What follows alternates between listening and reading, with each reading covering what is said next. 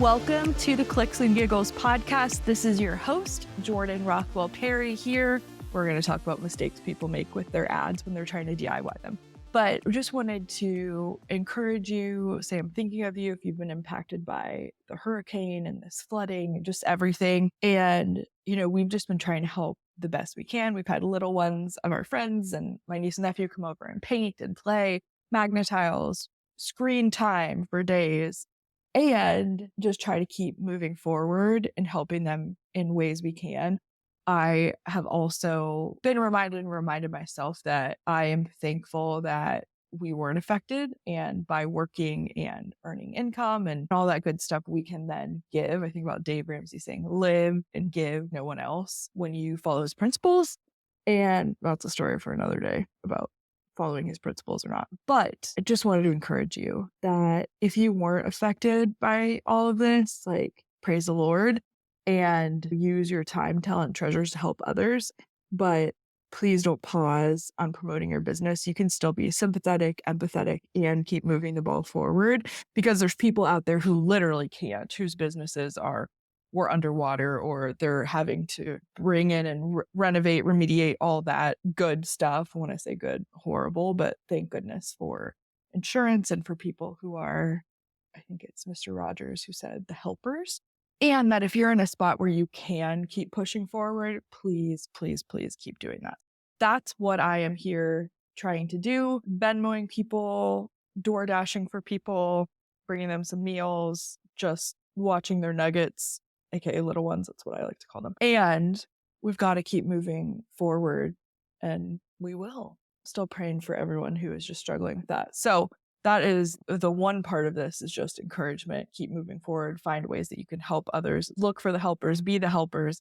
But also, if you are in a position where you can keep moving forward in your business, do it, because by you growing your business and planting the seeds, you don't know who else you can help who's in this situation. Or God forbid, if you ever are one day, you are setting a good foundation so that you'll be okay. God forbid if something happens. So all that to say, I want to pivot into something I've been seeing on the interwebs. People are DIYing their own ads, which is great. Learn how to do it yourself. Get your hands dirty. And I'm seeing people make a lot of mistakes as they're doing it. And I have to literally restrain myself from messaging people all the time when their ads are wrong. And that is psycho, I know.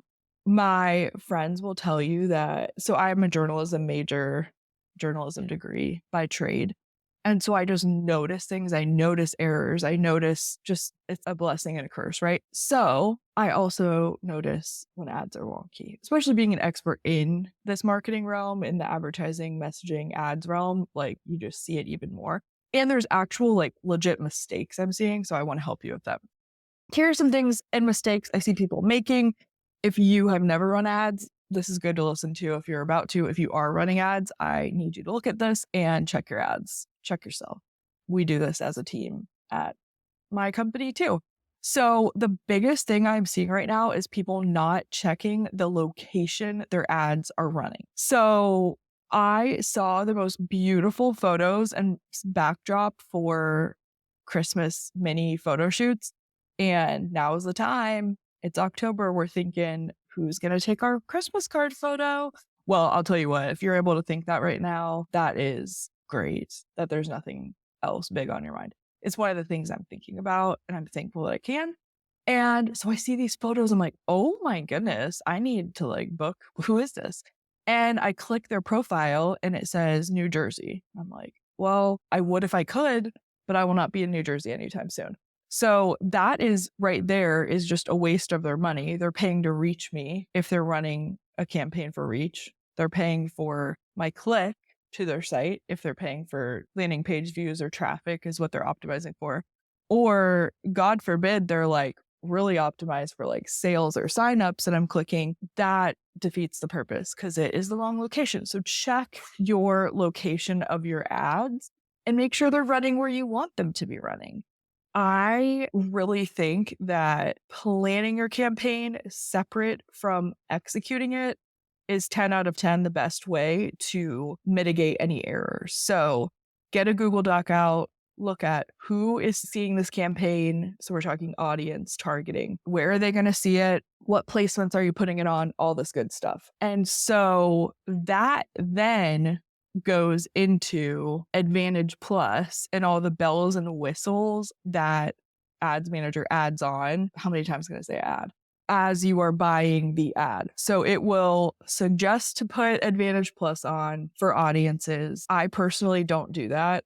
Sometimes we go broad with audiences, sometimes we do more detailed targeting, but I don't like Advantage Plus and the bells and whistles. That is just my perspective. I haven't seen it work better by any means. And sometimes the music they're adding is goofy. And like they will automatically add all this. So if you leave it checked for the creative side of things, like they're taking different parts of the ad, putting copy different places, and like sometimes it just looks terrible and goofy. Just be aware of that. Advantage Plus, like the detailed targeting when you're actually building out who sees the ad. And then also on the actual ad side, when you buy an ad, there's 3 parts. There is the actual big campaign. And then the second level is the ad set level, who sees it.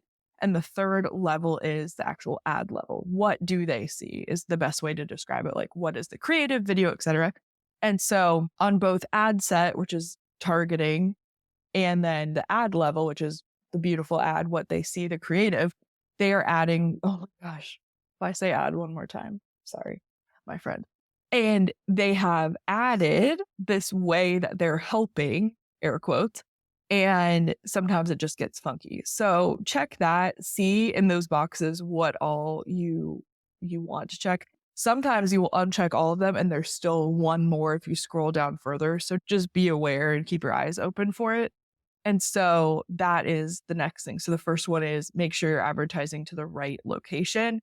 And the next one is then looking at the Advantage Plus, the bells and whistles they add on. Do you want those? What does it look like, etc.? My vote is turn it off, but you do you. The next one is going to be not stopping their scroll. So looking at the ad from the aspect and standpoint of like, if I am scrolling, is this going to make me stop my scroll? And you don't know. You could say, you could guess, you could ask someone, does this stop your scroll? And that's why I recommend testing X amount of ad creative, whether it's video and some static to see what hits the most, because you want to stop their scroll. So you're like, what could, and test and see. But really, like when you are building ads, when you're building out messaging, thinking of what could stop their scroll, because not all copy in the primary text shows. And the primary text is the text of the ad, the really big bulky text you can see versus the smaller headline. And so if you can only see the first 1, 2, maybe 3 lines, which is what you would call the hook, you want to hook them in, then you got to think what is going to stop their scroll. So that is where I try my hardest to honestly turn off someone. I don't want you to click my ad if it's not for you. Like 10 out of 10, no. A client of mine who is a business coach and consultant for yoga and Pilates teachers and studio owners, we're mentioning that. You can tell in the graphic, you can generally tell in the first few lines of copy. If you aren't that, don't click, don't go there. We're not saying don't click if you're not. We're saying, say I'm running a course for mechanics. This just popped in my head. If you're a mechanic struggling to this, and this, click here to get the free guide. I'll show you this, whatever. So then you're calling them out in the beginning. So as you're scrolling, if you're like, oh, this is a picture of a car, cool. Oh, this is if you're a mechanic. I'm not. I'm going to keep scrolling. So think about how you can honestly repel them while also bringing the right people in. It will help a lot as you're working on copy and you're working on imaging. And like I said, don't try to do this all together. So if you can have time where you plan your campaign and then execute your campaign, boom, done and done. That's great because you know who's going to see it. You know who you're reaching. So then when you work on the copy and imagery for it, or say you're recording some videos, you're great. We've talked about location, Advantage Plus / bells and whistles, how to stop their scroll, not stopping their scroll, making the right person stop their scroll, and something else to add. So the fourth thing is going to be captions. If you are putting videos out onto the interwebs, I want you to put captions on them. I want you to know that on certain Facebook and Instagram placements where you might see them in the Instagram feed, they may get cut off compared to stories based on kind of the ratios. So look at that as you're building them, but please put captions on them. Not a lot of people listen to stories with when I say not a lot of people, I'd have to pull the numbers, but there are people who click through stories and are not listening with sound on. So use captions if you can, just on your day-to-day stories, but B, captions on videos. If you're working hard to hook them in the copy and you're also working hard to hook them in the first couple seconds of the video, they may see, say it's for nurse practitioners.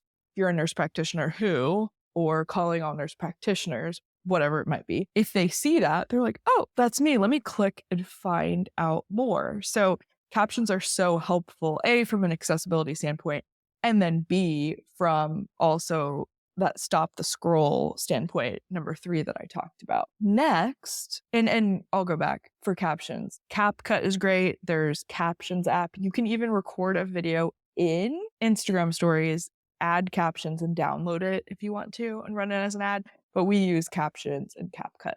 Then another mistake I'm seeing people make is with tracking. I could have literally a whole podcast about tracking and attribution, but the goal is to track as best as you can. So what does that mean? Instead of if you're going to run an ad for book a call and you're willing to pay some big bucks to get a call booked, instead of running an ad to a Calendly link that you do not own, what if you put a page on your website and embedded the Calendly page in it? So not only can you go to Google Analytics and say, oh my gosh, 100 people hit my Calendly, my book a call page with Calendly embedded, and we had 10 calls booked. That's a 10% conversion rate on my book a call funnel. Oh my gosh, and 3 people bought. Wow, do the math. This is worth it, or this isn't worth it, etc. The more you use systems and sites and apps that you cannot track through or embed into what you own, so we talk about rent versus own. You own your website, the harder it is to track overall. I have people who find other ways to track because they want to see what we can attribute, and it's great. Some people are like, I don't care. I want to see an overall lift. Let's see if we get more people on the list, get more sales, etc. Great. More power to you. But if you can track, do it. So here's what I mean. The first steps to being able to track well, put the pixel on your site. Google add meta pixel to Squarespace. And it's actually just one place you put it. So that's perfect. That add meta pixel to show it. And you'll find a tutorial, show it. You actually have to put it on every single page. So that is just something to note. Add metapixel to Kajabi. It's very similar. Google that. It's very similar to Squarespace. It's one place you put it on there. The tracking, that's your first step, is getting the pixel on. And then your second step is going to be like, how can I track this better? I mean, honestly, even organic too. I have a CMO marketing client that I'm handling their marketing, and we were meeting today. And I just said, hey, we don't know how many people hit your Calendly. So let's make a goal in October to build out a book a call page and embed it. Super simple. And then we can start seeing hey, you guys had X amount of calls this month and this many people hit the page. It's really good to see. And in the future, if you do retargeting ads, you can say retargeting, remarketing, whatever you want to call it.